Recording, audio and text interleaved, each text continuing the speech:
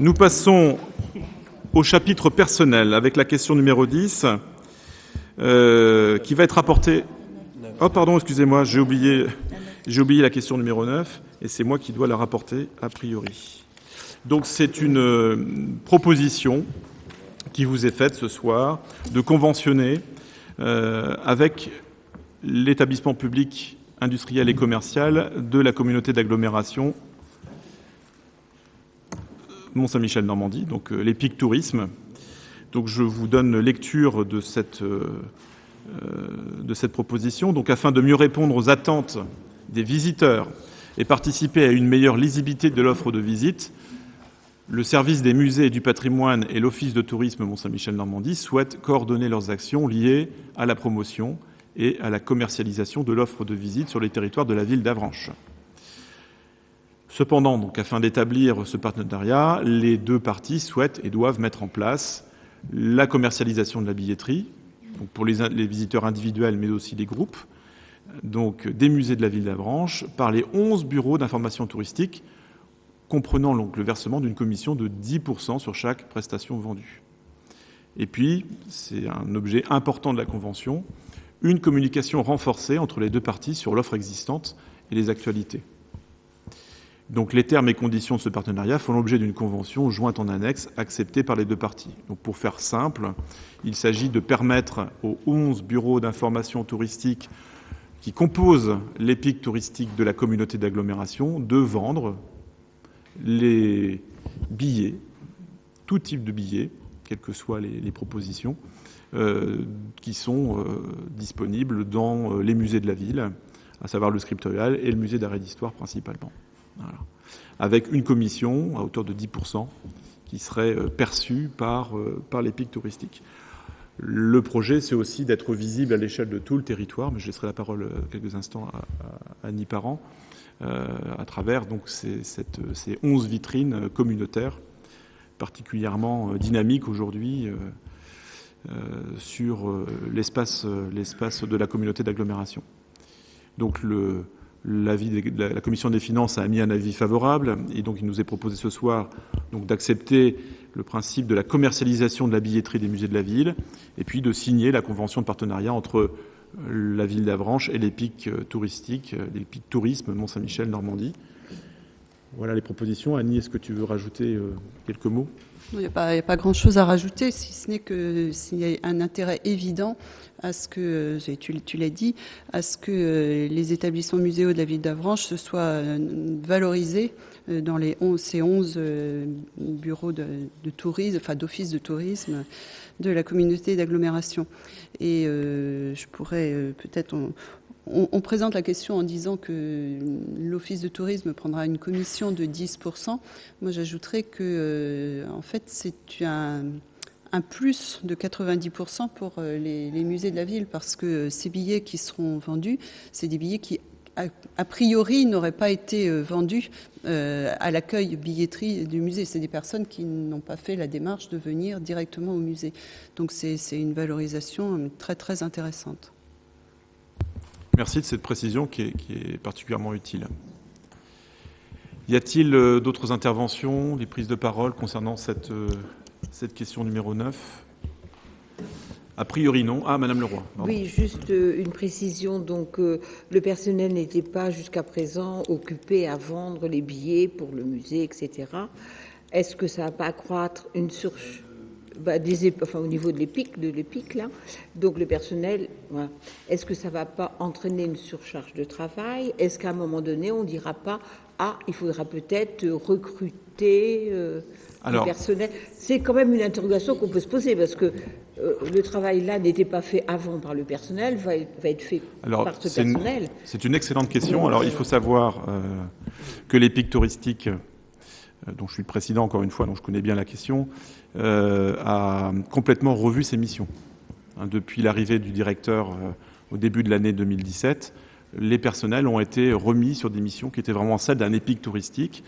Et la dimension d'un EPIC, elle est bien évidemment industrielle et commerciale. Donc une des premières missions des agents, mais ils ont plusieurs métiers bien évidemment, c'est bien de commercialiser une offre touristique sur l'ensemble du territoire. Et il faut retenir une chose importante, c'est que les recettes de cette EPIC, depuis maintenant 2 ans, s'accroissent assez fortement. Et cela permet non seulement de consolider les emplois, donc de professionnaliser les agents autour de ces missions commerciales, et également de générer des recettes qui permettent à la collectivité communauté d'agglomération de baisser sa dotation annuelle. Cette année, ce sont 60 000 € en moins qui ont été versés par la communauté d'agglomération à l'EPIC touristique du fait de ces recettes nouvelles. Donc, vous voyez, on est sur une dynamique vertueuse, c'est-à-dire que la machine office de tourisme remplit à plein son rôle commercial, son rôle économique, génère des recettes nouvelles et ainsi soulage la collectivité qui porte cette EPIC de dotation. Donc, et les équipes sont vraiment aujourd'hui formées pour cette dimension commerciale. Nicolas ? Oui, c'est juste pour rebondir sur les propos de Madame Leroy. Effectivement, on pourrait même, j'ai envie de dire, plus regretter finalement que là, les offices du tourisme vendent des billets. Moi, ça me semble tout à fait normal, ça vient d'être dit. C'est dans le travail de promotion du territoire, une promotion aussi culturelle. Non, ce qu'on peut regretter, c'est qu'effectivement, une charge de travail supplémentaire pour les offices du tourisme due à la fermeture des guichets de gare. Ça, effectivement, c'est une vraie problématique. Et en termes de cohérence, là, on peut se poser la question, on ferme un guichet de gare et on y vend des billets de train dans les offices du tourisme. Voilà, je peux répondre. Là, je vais répondre. Ouais. Non, c'est un point très important. Alors, en effet, vous le savez tous, la SNCF travaille au reformatage de ses services. Alors, on est un peu hors sujet, mais je peux en dire un mot quand même. Donc, nous sommes en train de conventionner. Alors, quand je dis nous, c'est bien la communauté d'agglomération avec la SNCF, de façon à ce que la personne qui aujourd'hui est salarié de la ville d'Avranches, mais qui, selon toute vraisemblance, pourrait sans doute changer de statut, puisse endosser cette mission de service public de vente de billets, toujours dans la gare.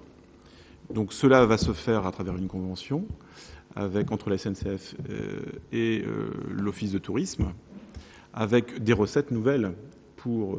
Elle se déplacerait dans la gare. Elle est déjà dans la gare. Oui, mais en fait, c'est pas ce qu'on avait entendu. La personne est déjà dans la gare, elle est à la fois à la tête de l'agence postale, et du point information tourisme. Mais c'est plus un agent de la SNCF. Non, mais cela dit, il est prévu que cette personne se forme à l'utilisation des logiciels de vente des billets SNCF. Alors, en effet, on peut regretter, et je le regrette, comme chacun d'entre vous, le désengagement de la SNCF dans nos halls de gare. Et j'ai envie de dire que la branche s'en sort plutôt bien parce qu'il y avait déjà une présence humaine dans ce bureau de gare autour des missions postales et touristiques. Donc, on veut dire qu'on peut même imaginer que cette personne, je ne veux pas trop m'avancer parce qu'il y a un travail qui se fait avec le directeur de l'office de tourisme, avec cette personne, et puis les ressources humaines de la ville d'Avranches également, pour voir comment son temps de travail va pouvoir être aménagé, sachant que cette personne aujourd'hui ne bénéficie que d'un temps partiel. Donc c'est une solution qui permet aussi d'accroître l'emploi. Donc là, la convention est en cours d'écriture avec SNCF, et convention qui prendra en compte aussi des recettes nouvelles pour la communauté d'agglomération ou son office de tourisme, dans le cadre de nouvelles missions qui seront confiées à cet agent. Donc certes, SNCF se désengage, mais nous pallions ce désengagement par des missions nouvelles qui sont confiées à la personne.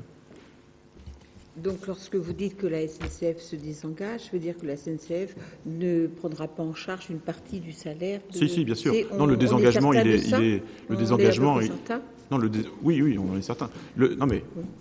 Oui, le désengagement, Madame Leroy, il est lié au fait que la SNCF ferme ses guichets. Oui, ça, bien d'accord. J'entends bien. Voilà. Mais, encore une fois, notre ambition, je pense, nous, Avranchinais ou habitants de la communauté d'agglomération, est bien de maintenir ce service de guichet, de vente de billets, dans le hall de gare et ailleurs. Parce qu'aujourd'hui, si vous avez besoin d'acheter un billet de train, vous pouvez d'ores et déjà vous rendre à l'office de tourisme d'Avranches. Ça, vous le savez, puisque vous le faites, j'imagine, lorsque vous avez besoin de votre billet de train. Donc, moi, c'est ce que je fais. Donc, à travers, c'est comme pour ce qui a été dit à l'instant autour des musées, l'idée, c'est aussi de faire des 11 bureaux d'information touristique de la communauté d'agglomération des points potentiels d'achat de billets de train. C'est-à-dire que si vous êtes à Sourdeval, si vous êtes à Saint-Hilaire-du-Harcouët ou à Avranches, vous pourrez, selon toute vraisemblance, acquérir auprès d'agents qui ont été formés un billet de train que vous pourrez ensuite utiliser à Avranches, à Villedieu ou à Granville, que sais-je. Voilà, donc on s'adapte.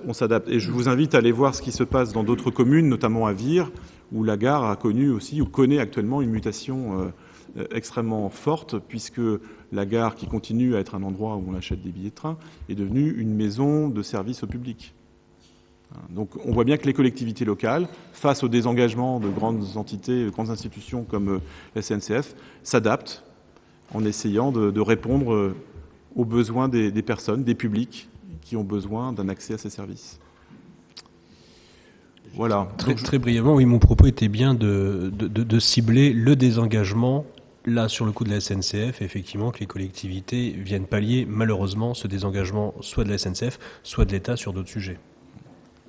C'est vrai qu'on peut le regretter. Quoi qu'il en soit, on va revenir à l'objet de notre délibération. Donc il s'agit bien de conventionner avec les pics touristiques de façon à ce que dans ce rapport gagnant-gagnant, nous puissions bénéficier d'une visibilité dans les 11 bureaux d'information touristique, tout en permettant donc à cet office de tourisme de valoriser cette vente à travers une commission à hauteur de 10%.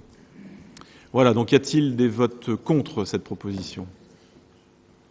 Je n'en vois pas. Des abstentions peut-être ? Je n'en vois pas non plus. Donc à l'unanimité, la question numéro 9 est adoptée.